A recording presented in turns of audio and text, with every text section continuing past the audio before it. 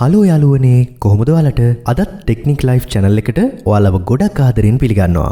ඔයාටත් Facebook page එකක් තියෙනවද? මොන හරි business එකක් කරනවද? එහෙමනම් ඔයා අනිවාර්යයෙන්ම page එකේ post වලට යටින් තියෙන නිල් පාට boost posting button එක දැකලා ඇති. සමහර විට ඒක ඔබලා සල්ලිත් වියදම් කරලා ඇති. හැබැයි ඔයාට හිතපු තරම් මැසේජ් ආවද? සේල්ස් ආවද?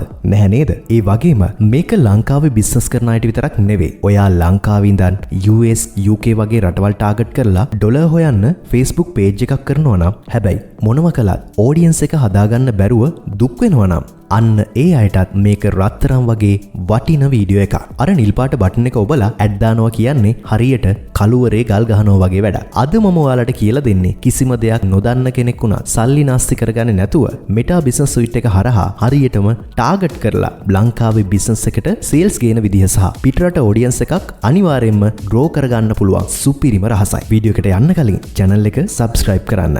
හරි අපි යමු පළවෙනි පියවරට. අදින් පස්සේ කවදාවත් Facebook app එකෙන් ඇඩ් දාන්න එපා.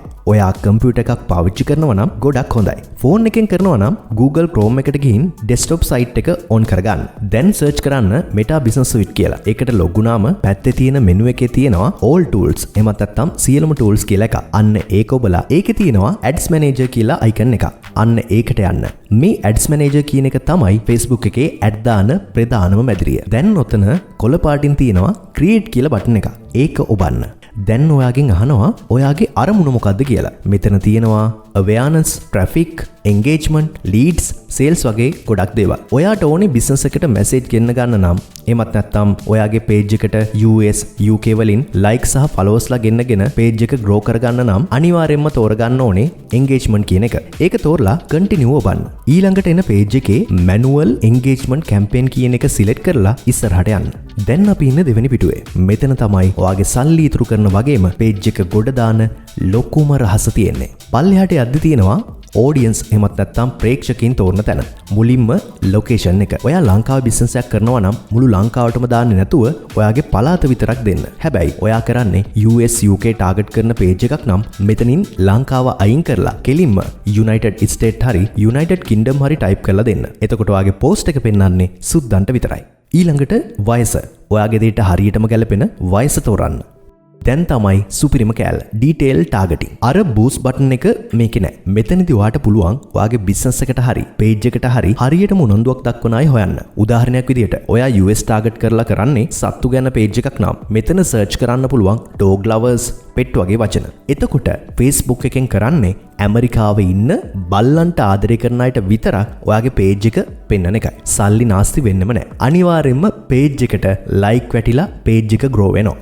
ඊළඟට බජට් එක ලොකු ගණන් දාන්න එපා. දවස් රුපියල් 500ක් වගේ දීලා දවස් කීපයක් රන් කරලා බලන්න. ඊට පස්සේ පල්ලෙහාට ගිහපුවම තියෙනවා placement කියලා එකක්. මේකත් ගොඩක් අය වරද්ද ගන්න තැන. advantage plus කියන එක අයින් කරලා manual placement කියන එක තෝරන්න. ඒකේ තියෙන audience network කියන කෑල්ලේ ටික් එක අනිවාර්යයෙන්ම අයින් කරන්න.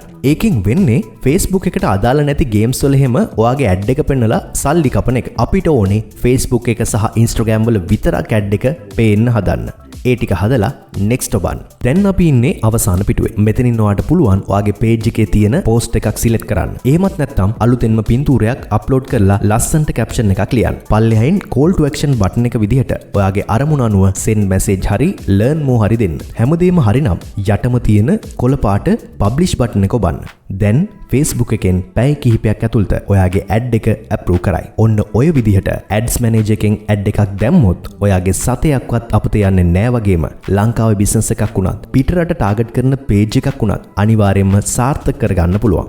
අද වීඩියෝ එකෙන් ලොකු දෙයක් ඉගෙන ගත්තා කියලා හිතනවා. වීඩියෝ එකට like එකක් දාලා Facebook page කරන ඔයාගේ යාළුවන්ටත් අනිවාර්යයෙන්ම මේක share කරන්න. ඒ වගේම ටෙක්නික් ලයිෆ් අපිව subscribe කරන්න අමතක කරන්න එපා. මොන හරි ප්‍රශ්නයක් තියෙනවා නම් පල්ලෙහායින් comment කරන්න. ඊළඟ වටිනා වීඩියෝ එකෙන් හමු වෙමු. ජය.